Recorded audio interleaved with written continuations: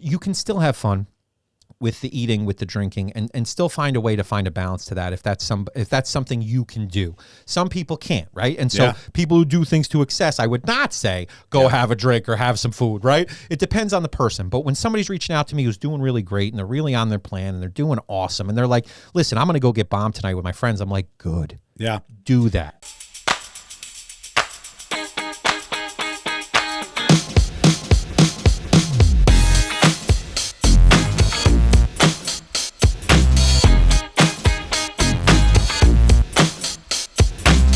The podcast that flips the health and wellness industry upside down so you can be your healthiest inside and out. I'm your host, Dr. Neal Smoller, holistic pharmacist, supplement strategist, and I'm joined by Mark DeCicco, founder of RTD Fitness. Mark, what's up? I am a holistic fitness professional because I believe in the whole body, stretching the entire body. So that's holistic, right? And plus, I like patchouli oil. I don't know. Is that what we do? I think so. Do you have any shout outs or that you want to do to get us started here today? Shout outs are, let's do a serious one because we're at that time of year. I want to give love to Sandy Stones and Diane Stones. It's a tough time of year for them because they lost Rodney, and so about a year ago. Yep. And so just want to send love to them, as somebody who's lost their dad and, kind of knows how that feels. And it's tough when, we're getting older. I don't know if you noticed that, Neal, but I'm handsome. But it's luckily you're a good looking guy still and your hair is perfect. The hair's on, it's really funny. I'm going to stop your sentimental thing I was here. trying. A lot of people have been coming into the store going, Neal, you look so young. And I'm as fat as I've ever been. You right. Are a and mess so otherwise, right? and it's really funny. All the staff are like, oh, Neal, you look so young. And I haven't said, oh, it's because I have a hair transplant. I only say that a couple times, but yeah. All right. So back to what you were saying. I just want to give love to Diane and Sandy that, as a kid, and, I sort of shared the book of Mark, one of the big pieces, and she should have been in there more is Sandy. She's one of my best friends growing up. She was my girlfriend in high school and, just one of my favorite people on the planet. And so her mom and her dad were always so nice to me and gave me a place to be and hang, kind of like your parents and how it was kind of hanging at your house.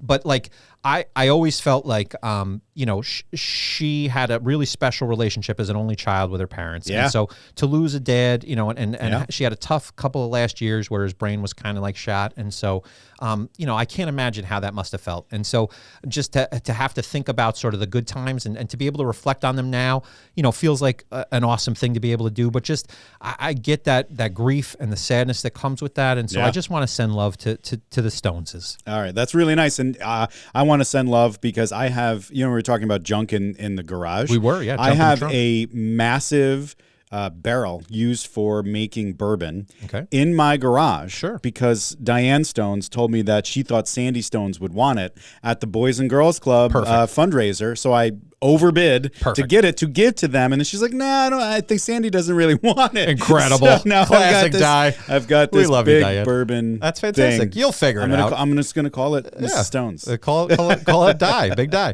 Today's episode is Gobbledygook. This is our first holiday special. We should have brought turkeys and stuff. Are we gonna have Ewoks? How does this work? It's not really related to the holistic standard at all. We are just going to shoot the snot about Thanksgiving. There's a couple things we can probably talk about as it relates to health and wellness, but really, it's just for me a celebration of the fact that we can start watching cartoons that are Christmas. Sure. I will, no joke, the day that this comes out, which I believe will be November 20th, 30 days from now. We're recording this before Halloween. And so I will be watching Muppet Christmas Carol. Oh, classic. Nonstop. My kids freaking hate it. It's the best. It is not only the best Muppet movie. It is. It's the best Christmas Carol movie. Sure. And it is the best Christmas movie. And I will fight people for that. I mean, the Kermit as Bob Cratchit is just you can't cast a better Cratchit, frankly. The jokes are the strong. The music's strong. Michael Caine was better than he needed to be. Right. He came at it like he was like, I'm true doing thespian. This. Yeah, I'm doing this like it's and most people legit. are tongue in cheek in a Muppet movie because they know they're there. No. I will say, and this is one of my favorite Muppet movies, is Muppets Most Wanted. Oh, that's good. It's a new one. It's an incredible one. Tina Fey is phenomenal in it. it Yeah. as the and Ricky Gervais is super good in it. Just good high quality comedy, man. Right. And so just so much fun. And I was hoping you were going to say Treasure Island because that's Treasure Island's incredible. That's the other one where Tim Curry comes at it just like So a thespian good. and Yeah. like just nails it. Yeah, has to murder it. And just, if you're not watching Muppet movies, folks, like, what are you doing with your time? Yeah, you're not. That's a wellness practice for sure. Everybody needs. I agree. Visit wellnessupsidedown.com for all things podcast related. Subscribe to us on your favorite podcast app and even over on YouTube, and give us those 5-star reviews every single time you hear us, each and every episode. It will help us get seen and heard, and we are worth it. Totally. We don't really need a pre-show affirmation today. We're not really going to rant. We're not going to beat anybody up today, probably. It's going to be a nice, easy day. So we're going to just skip that. But basically, we're not beating up on anybody because the decisions they make, we're beating up on the industry because it stinks and it's filled with propaganda and horrible rhetoric. That's all true. That's it. So this is our first Thanksgiving special. We're preparing for the big day. So there's a lot of calories that we have to get ready for. We have to do the exercises so that way we can fight your way through the Black Friday crowds, yoke somebody out if they're trying to get your Tickle Me Elmo. Sure. And then we got to talk about COVID. Do we care? Do we not care? Do we go and do we smoke out our asthmatic uncle? Well, because and I'm gonna share something about COVID, Neal, that you're not ready to hear. So right. when we get to that part, I've prepared. I'm excited. Oh, I can't wait. And then last but not least, Mark wants to talk about gratitude. I do. I have no idea why. He's such an a-hole. So like, we spend a lot of time being like cranky and like, don't do what The Rock does. And I just shared that clip, the other day. But like, it's the kind of thing where it's like, I can take a step back from all this and appreciate the fact that, like, A, I should not be in as good a shape I am.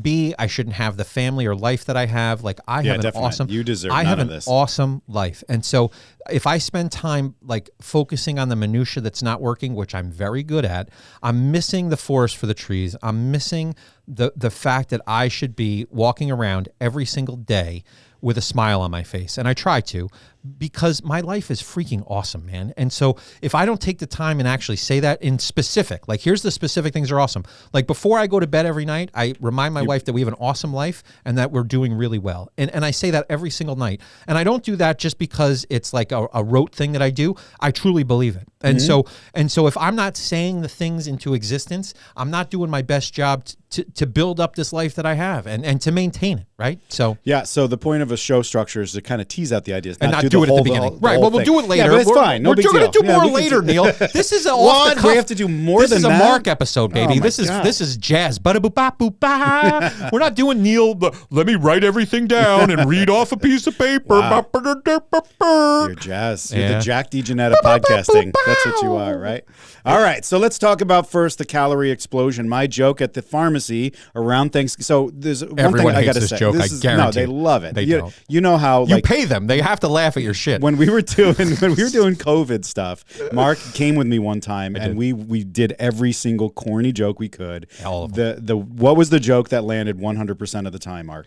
The old folks loved everything about us. So like when we were out with the old folks, they ate us up as their grandchildren. But do you remember the question that we asked everybody, male or female, and they all laughed at? Are you pregnant? Yep. And when you go, are you pregnant? To the guy or to the girl? If you've never looked at a 90-year-old woman and asked her if she's pregnant, do it. Yeah. It delivers on a level you can't imagine. And the appreciation and the love that you get back from them is worth every bit of how dumb that joke is. But it lands every time. It is consistent. It is just, it's. And the dudes are like ready to fight you because they're old school. But the women just, they love it. Are you pregnant to a 90-year-old man? And he goes, if I were, I'd be rich. Yeah. Well, that's the retort. So yeah. Pretty good. So my favorite part about this time of year is that, I have an old school shop. And so people are coming in and doing their stuff, checking off their boxes on their list, and then they're going off to do the next thing at the next shop. And I get to have that like holiday interaction with people, and I get to say have a great Thanksgiving and stuff like that. And I say I always do a 5K on Thanksgiving. I eat 5,000 calories, right? And they're like, wow, that's so so good, man. Guy's hilarious. That's so funny. And so boy. so that's what I get to say. And so like when it comes to Thanksgiving, it's the calorie explosion. So Mark, do you stick to your plan on Thanksgiving? Here's the thing, Neal. I don't have a choice. So like other people can play around with their diet, and like me, it's like I'll sweat and vomit, right? So like I don't. It's like dumping syndrome and all that stuff that we've talked about. Ad nauseum, I would become ad nauseous, right? Yeah. So like I can't. Because your stomach is physically My less stomach's. big. But here's one of the things I've been Can doing. you just like push it to the max, or you don't? Not really. And one of the things I like to do recently is I've been getting the Hawaiian rolls for my family, and so I'll take a row of them, which is 3, and I'll make little peanut butter and jelly sandwiches on them, and I can So eat. a sushi thing? No, like a Hawaiian roll, those little sweet rolls, the bread. Oh, so okay. I don't eat a lot of bread, but like recently I've been trying to add a little bread into my schedule because it brings me joy, and because I like to mix up my nutrition a little bit, and I have yummy blueberry jam right now, and it's so tasty, and so I can't have a ton of anything, right? But I can have little bits. So I make these little tiny sliders, peanut butter and jelly, and they bring me just a ton of joy. And so what I will do when it becomes time for Thanksgiving is I'm going to make little sliders on those dinner rolls, and I can take a little bit of the stuffing, which I love stovetop, right? So I can take stovetop, maybe a little mayo, a little of that good turkey, and that for me is heaven on earth. Like I don't need 1,000 things, and then I can have a little slice of pie too. So like my diet, I have a little flexibility, and I can't have 15 slices of pie, which of course is what I want to do, because that's how my brain works, but I can build in these nice treats, and so I like this time of year to be able to do that. Can you do like on Thanksgiving Day? Because like I just think about like our Thanksgiving, there's just food everywhere, and it's just like an eating contest. And so like, can you just like eat and then like a couple hours eat some more, and like do you do that? Yeah, no, it's more like it's kind of what you're describing, which is like I can have I plan my day out, like we've talked about, like I plan out my nutrition kind of way ahead of time. Yeah, I can eat a little bit, and then I am going to wait a little bit, and then at night I'll have another like little sandwich, right? And just just a little bit, and I can't have too much bread. It takes up too much space, and it kind of sops up in my tummy, so I don't have a lot of space for it. Yeah, but I like it, and so I try when I can on these special occasions to kind of have those things. But in any one of those meals, I can't fill up the way that so like most people, like they'll spend the entire morning not eating so that they have all the space in their stomach. That wouldn't work for me. Like I have to eat on my regular intervals, and still I can have a little bit extra. I can play with a little bit. Like the other night we ordered Chinese. I had a couple dumplings. Not people, right? No, not people. Okay. I had a couple of dumplings, couple of sweet and sour, chickens, and not like the little bites. And so, I can't have rice really, and so I have like a breaded thing, which is fried, and I have the fried dumpling. I can't have a ton of them, but I can have a couple. And so I have a couple, I feel good, and then I pay for it, at the back end. But that's everybody, right? So I'm not any different that way. Like you have Chinese food, Neal, you eat it to excess, you're going to be on the toilet the next day. There's all there's to it. That's real talk, right? So while I can do some of those things that I used to do, it doesn't bring me the same level of joy that it once did. Yeah. And I can do it in a much more planful, much more focused way, and still have that kind of experience, right? Where I'm like, I eat, I put a lot of whipped cream. I can go whipped cream straight into my mouth. I put whipped cream in everybody's mouth. I do that. Like I have fun with that stuff. Yeah.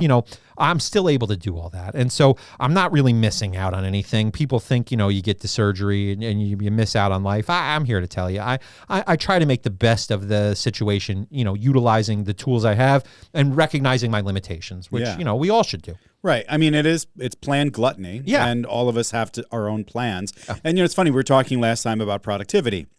And, I was just about to say, I go off the rails. And, like, your productivity system, whether it's for wellness or for anything else, that's the rails that you're supposed to stay on, right? And so, like, I go completely off the rails for Thanksgiving. Try to do some stuff before and after to try to make up for it. So, like, normally the day before, I'll do a little bit lighter. Certainly we'll skip some meals, and then try to exercise. Like, I try to run the day of Thanksgiving at least, just that morning. My wife used to do the turkey trot, which was like that 5K that was up in Troy, right? And so, well, and she's she's in great shape and she's attractive. And yeah, so that's better. It's easier for her. She was going to meet guys. Yeah, That's you're what just just like an ugly, like bad runner, and so like it's, right. it's just a different life. That's right. all. And so it was great for me because it was Thanksgiving was just like this one time, a few hours eating contest, and I would have no food before or after. You eat at 2:00 for some stupid reason, right? So like you don't need breakfast, and you just obliterate food, and you don't need to eat until about 2:00 the next day.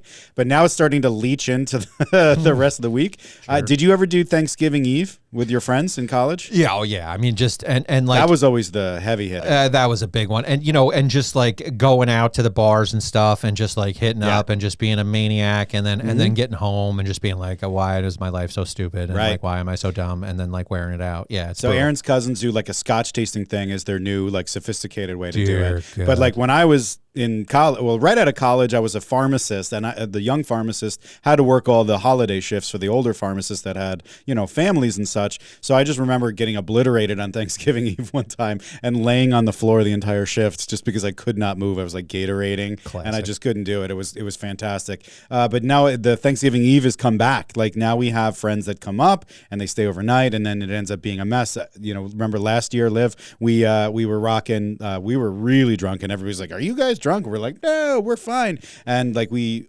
made dinner, made dessert, ordered pizzas, and it was just out of control. So much so that I couldn't be a glutton the next day. It was crazy. I couldn't believe that I couldn't even eat my Thanksgiving dinner. I tried. I shoved that down there, but I couldn't do it. Yeah.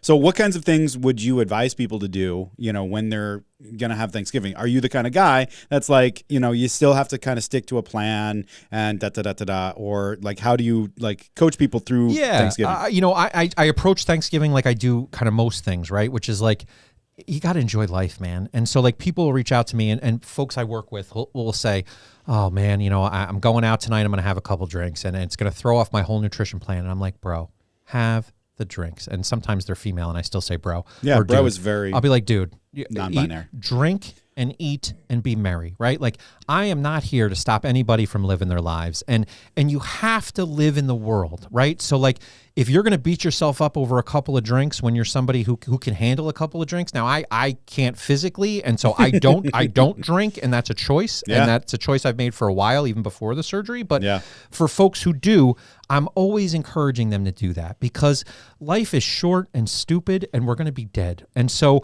like, and that's a little bit morbid, but I'm saying it in a kind of tongue-in-cheek way, which is like, listen, you got to experience life. You got to have fun. You got to build memories. You got to make Liv be like, why did those people get so drunk last year? Because like they're weird. And like my dad's like falling on himself trying to play Atari and he doesn't know what he's doing. And he's just a mess. These are important like life lessons for kids to see us having fun too, right? So like we're going to be going to, this will have aired already, but we have a Halloween party coming up and it's an 80s theme. And so I'm going as Al Bundy. My wife's going as Peg Bundy. That's fantastic. It's going to be incredible. And so everybody's going to get bombed. I'm just going to walk around drinking my Diet Cokes and my Diet Dr. Peppers and my waters. And I'm a hoot, right? Like I don't need to get drunk to be fun. You guys can tell I'm a lot of fun. I'm a ball of energy. I'm like the life of the party. You can still have fun with the eating, with the drinking, and still find a way to find a balance to that if that's something you can do. Some people can't, right? And so people who do things to excess, I would not say go have a drink or have some food, right? It depends on the person. But when somebody's reaching out to me who's doing really great and they're really on their plan and they're doing awesome and they're like, listen, I'm going to go get bombed tonight with my friends. I'm like, good. Yeah. Do that. Yeah. And I think like for me, the Thanksgiving thing, it's one of those things that hopefully if you do it correctly, it's just a blip, just like, as we were talking about the zigzag calorie approach where you are tight during the week and then a little bit excessive at the weekend, but it's still all balanced out. If you're doing really well, you're on your plan and then you accidentally ingest 6,000 calories in one day, that'll be just like a little blip on the radar. You're not going to get the win for that week. It'll just be, neutral, if not a loss. No big deal. Begin again the next week and get right back on your schedule. And that's it. And, I would rather have the time, you also don't have to engorge yourself, if that's what brings you joy, do it, but you don't have to. And the discipline is the piece. So like Neal's talking about running in the morning of Thanksgiving. And that's kind of how we operate all things, right? It's like, well, I'm going to run today, so that'll counterbalance the food I eat. But it's like, I do exercise every day. Right. So if I miss a day ever, it's not the end of the world. Right. It used to feel that way when I wasn't consistent and didn't have discipline, that if I stepped off one day, I'd be done forever. Right. Or the opposite, if I do this big eating one day, I'm going to go off the cliff and I'm going to eat like that every single day. And so having that discipline in place is going to be those guardrails that's going to keep you back on that path, so that you're not finding yourself down this like, well, I guess I'll just eat like this. I guess I'll eat Thanksgiving dinner like this forever. Like, and that's how our brains work. All right. Yeah. It's like, well, I had one bad day. I'm going to turn this into a bad week, bad year, bad, it's never been your day, your week, your month, or even your year. Right. Like it's friend style. And so that's the thing that we're trying to kind of buck up against a little bit and just call your attention to, because that's the thinking, the mindset stuff that we're really focusing on. Yeah, I think that, the calorie stuff, no big deal. Just one day. Who cares? Figure it out. You guys can do this.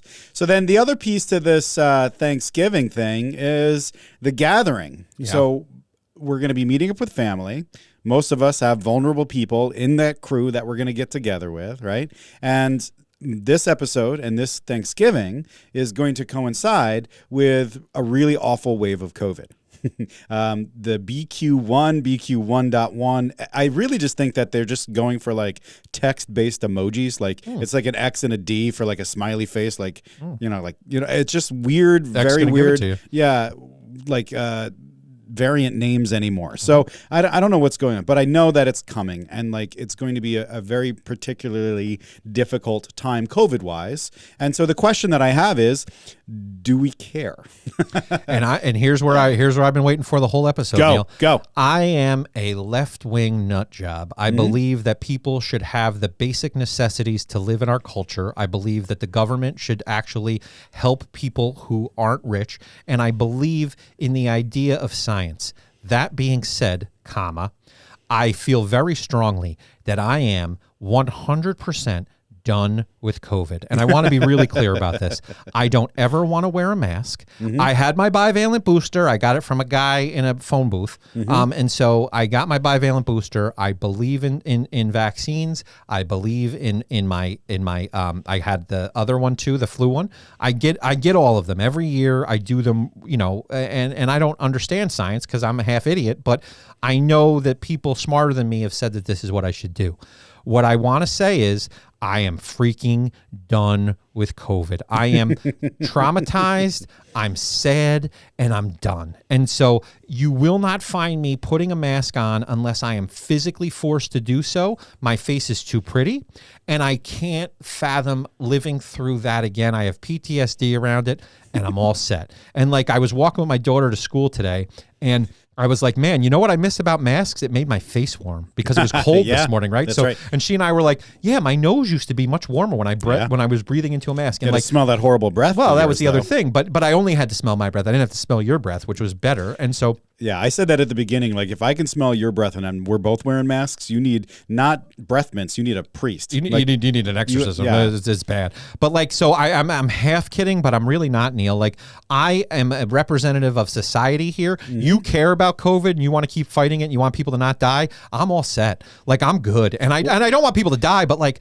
I feel like we know enough now about how we're going to live through this whole thing that like, we didn't care when 1 million people died, right? So like, why am I going to start caring more now? And I say that generally because I am so sick and tired of COVID. There, I said it, okay? I said it. Are you very Bill Burr about this? Did you hear what Bill Burr has to say about this? He's like, I listen to the eggheads, wear your mask, do what they tell you to do. He's like, and if you don't want to, I don't care. Smoke your grandmother. Take out your uncle. There's too many freaking people. It'll help with traffic, you know? It's a Dwight Schrute, there's just too many people here. We need a plague. And so, I don't want a plague, but at the same time, it's like, we are on the other end, in my mind, of the COVID where we didn't have any protection, right? We didn't have anything, and people can argue the efficacy of vaccines. They're idiots, but they can argue it. We know that it's been effective. We know that it's saved lives. We know that it's minimized the symptoms on people. And I'm not a scientist. I just know that that's true. I'm here to say, with all of that knowledge, with all of that understanding, we have to take personal responsibility. And that's what kind of Bill Burr's saying in a joking, hilarious way. But like, we have to all look at who's around us and who we care about and what we're going to do with that. And so if I were around somebody who was immunocompromised, I would wear a mask. But I'm not necessarily most of the time. And so I'm going to live with a little bit of like, okay, we'll see what happens here. And I've had COVID. I lived through it. I didn't even really notice I had it. I went to a weight loss summit for my DDP yoga, and I came back, and like almost all of us got COVID. And so I only realized it because my voice went and it didn't come back. And I was like, that's weird. It's been like 4 days. And I talk a lot, so that I thought was maybe what would happen. So I didn't even test because I was like, well, I do a lot of talking. Turned out I had COVID.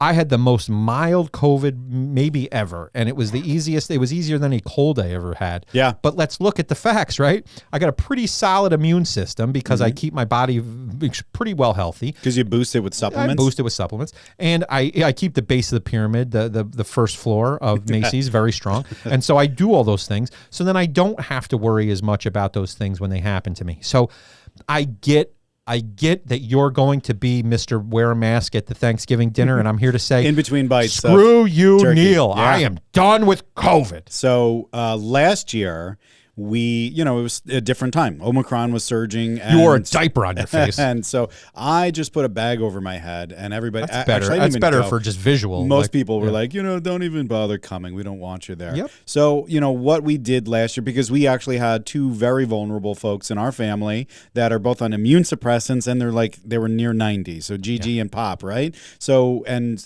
we also had all the babies. So they couldn't get vaccinated at that point. Right. So what did we do? So last year, what we did is we went maskless, but I tested everybody because tests weren't as available then either, if you recall.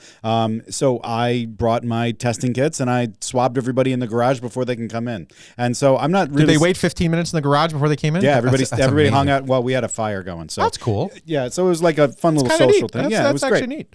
So we tested before we left because we had the test at our house. So then all of our kids were in the house and all warm, but everybody else was just kind of having their first drink outside, and everybody was good. And so and everybody had been boosted and all of that stuff. So we're very confident, and so we felt a lot better because we knew that we could be pre-positive kind of a thing. We could just still be carriers. We could have been in that false negative place too, but we knew that at least we didn't have enough antigen to be super infectious that day, right? And so there are a lot of folks that are going to say, what do I do? How do I handle this? Especially because right now you and I are sitting in a place where COVID's kind of on the horizon. We've got all of this, boosters in us, and we hear the threat coming down the path here. We hear about all these new variants that are coming. It's in pretty much every piece of media out there that there is this doom coming. So when this episode drops, I'm thinking that it's going to be here, and we'll have a lot of different opinions, and there's going to be a lot of people that are very nervous about what do I do. So, again, my thought process is I've been saying since this thing came out, and since the pandemic started and since vaccines were available, you don't wait to get your vaccine. The minute that your group is eligible to get your vaccine, get it then, because it's already probably too late based on the way that the waves work anyway, right? So I hope you already have your bivalent booster. I know that in October, only about 4% of the population has it, which is a real problem, right? Because that means that, while we have the protections now, that means that we're not going to have them very soon, right? That means that more and more people are going to get COVID, and we keep forgetting that with COVID, it's not just about the death and dying and hospitalizations. It's about the long COVID, which is about 20% of people that get COVID have long COVID symptoms, and that's a whole another disaster that's going to be coming down that tunnel. That light at the end of the tunnel for COVID is actually a train, and so but that's a whole other thing. So what I would tell people: get your boosters, get your flu shots, do what you can. I don't think that you need to necessarily be wearing masks around people unless those people are immunocompromised or you're immunocompromised yourself. That makes a lot of sense. If you're a high-risk person, be a masked person too. And that's just what you got to do, right? That's the unfortunate nature of this whole thing.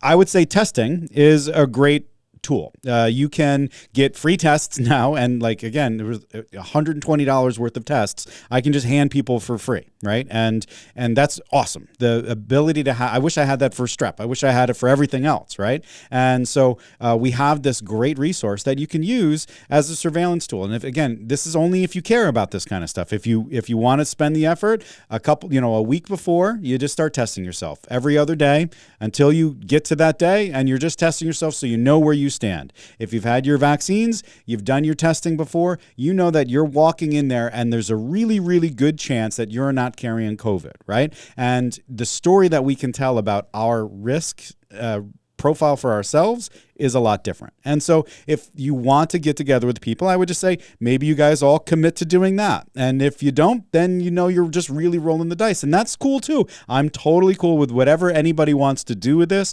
I just don't want people to spread misinformation about the tests, about the vaccines, about COVID itself. Like, again, I'm very, like you, I'm very left-leaning in my thought process, much more than the typical left-leaning American. And I would say that I'm also very fiercely, I guess, what's the word? Like science-based. I guess no, like more not authoritarian, libertarian. I don't like that word because we don't know what it means here. But I really want people to just do their thing and just live their lives. Right? I feel very strongly about the personal responsibility and the calculated risk on some of this stuff. Like, we've seen that people who are going to be dumb about this are still going to be dumb about it. And I don't want to fight with those people. I don't have any desire to do that. And at the same token, right, there's the people who are dumb about it, spreading misinformation. But then you have the people on the far end who are like, all I have to do is walk around with a mask on my face, and I got to have 75 bivalent boosters. I got to get them. I got to get a booster today and a booster tomorrow. And it's like, those are extremes. Yeah, and that's unreasonable. We here don't want to live in extremes. I don't want you on the dumb, it doesn't exist end and it's made up like the moon landing. And I don't want you on the other end, which is like, it's going to kill me tomorrow. You can't live in either one of those extremes in a comfortable and safe way.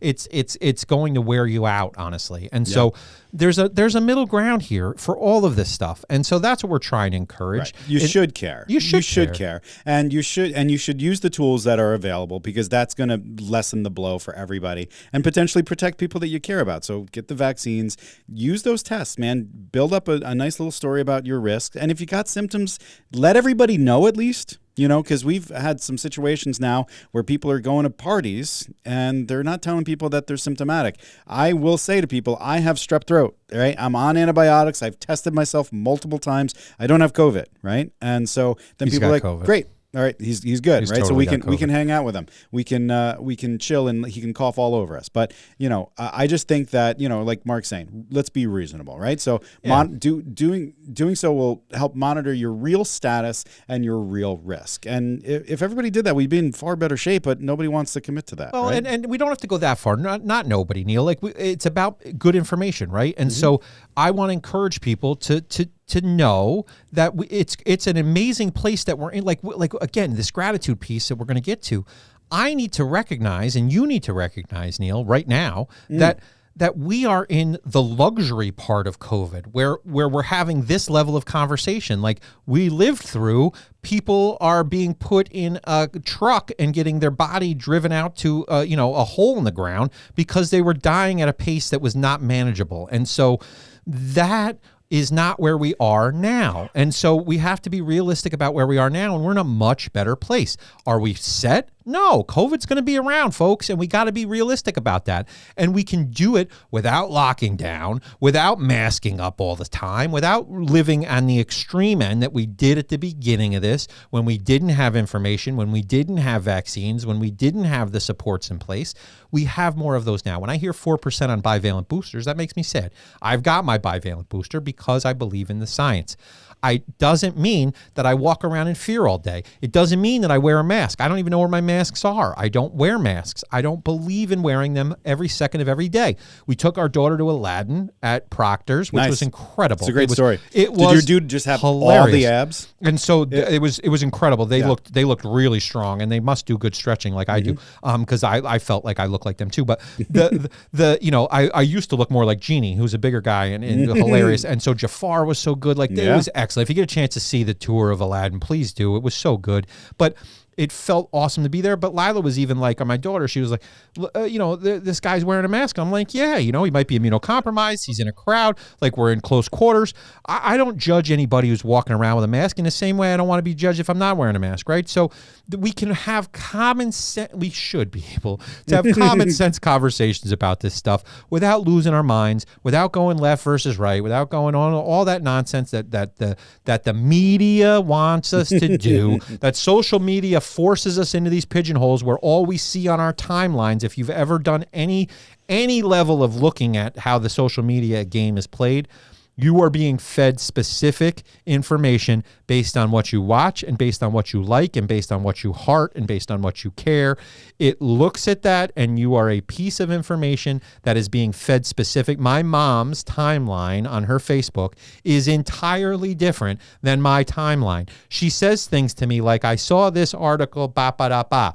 I don't ever see that article. In the same way, she doesn't see the articles I see. So we got to get to a middle ground here, folks. We got to get to a place where we can have common sense conversations about life. If we don't, we're doomed as a society. We really are. And so I can be a left-leaning nut job and still appreciate right-wing lunatics. I can do that. We can make this work. We have to realize we're all people. We got to come together, and for the sake of society, for the sake of the Targaryen dynasty, we have to put our differences aside and come up with a way that we can have real good, honest conversation about this stuff without personalizing, without attacking, without making people feel less than. Because when we do that, people triple down. We've talked about this. They triple down on their approach. It's this idea that you've come at me with your idea. Well, now it makes me feel like I got to be stronger in my idea. I got to come at you harder than I would have before because you and I don't agree. We don't have to agree, folks. We can have a baseline of truth, though, and that's where you can't make up your own facts. You can have opinions all you want, but you don't get to make up your own facts. That's some Daniel Patrick Moynihan there. So think about that as we move forward through this stuff. Let's talk about gratitude, Mark. Gratitude. What is there to be thankful for, really? How dare you? Everything, Neal. And that's where we fall short, because we're always looking for what's wrong. We're always looking for how to improve, and we don't take enough time to appreciate what we have. When Neal was like, we're doing a Thanksgiving episode, what are we doing it on? I was like, gratitude. He said turkey. And he was like, ugh. And I was gravy. Like, right. And shoulder pork and ham. We have to. And then he said gratitude. And then I said gratitude. Guys, we got to appreciate how lucky we are. We're on a planet that's dying. We happen to be alive during a time where, like, we can watch reruns of The Office. Like, we have it really good, folks. And so we have it better than any person. Like Ronald Reagan said, like, and I'm not a Ronnie guy, but like he said, we have so much more than every generation before us. Mario Cuomo, the better Cuomo, he said the same thing, right? We live in a time that our ancestors would have dreamed of living in. We don't have to suffer at the same level that folks, even a generation or two before us, had to survive, right? Yeah, I mean, I can go online right now. Somebody could have made a Lego set custom, and then they can give me the plans and the pieces, and then it automatically buys all the pieces from Lego dealers, and then it gets delivered to my door. Custom Lego sets delivered to your door.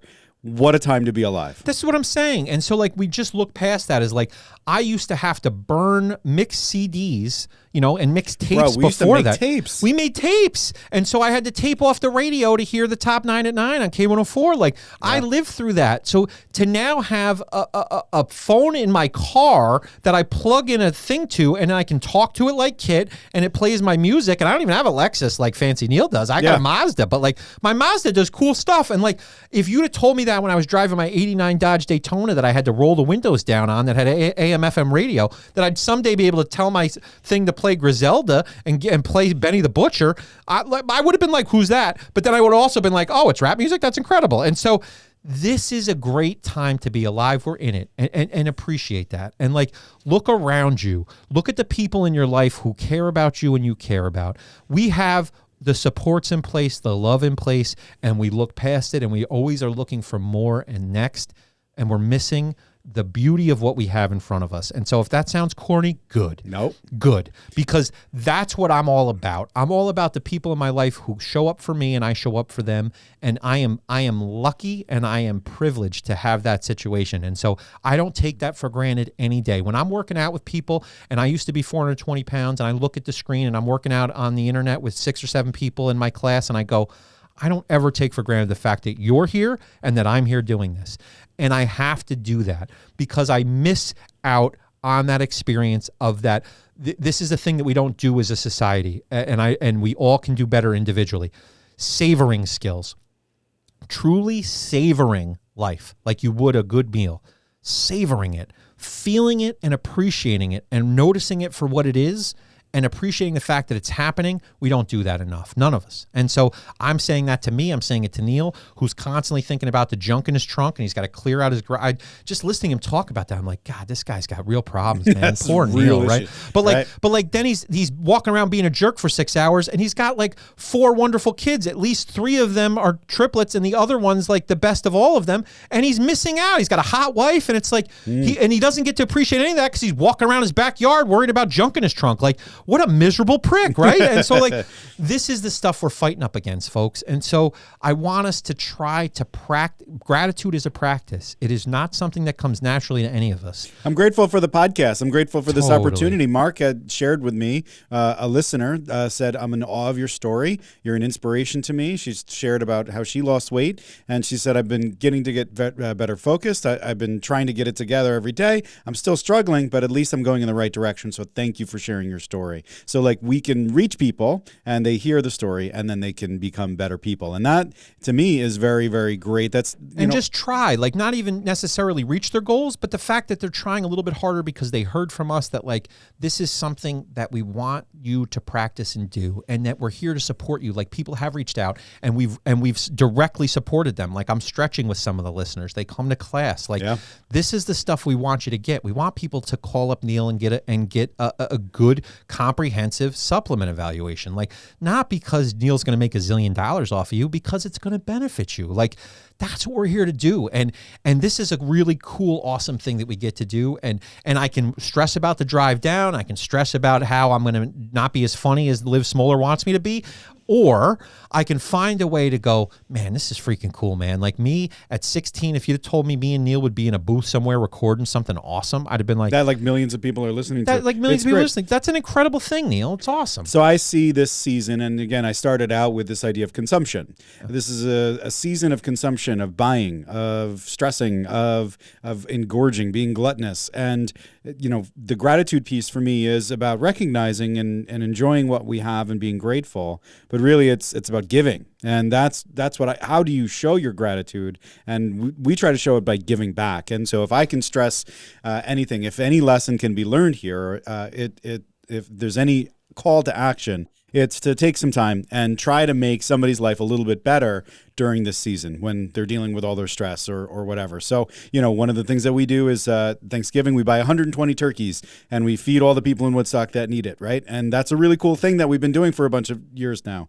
Some of the churches that I went to and helped out during the pandemic, we have a little secret Santa during Thanksgiving where we're going to like feed those folks. So help people eat, help people have a special day like we get to have from our privileged standpoint.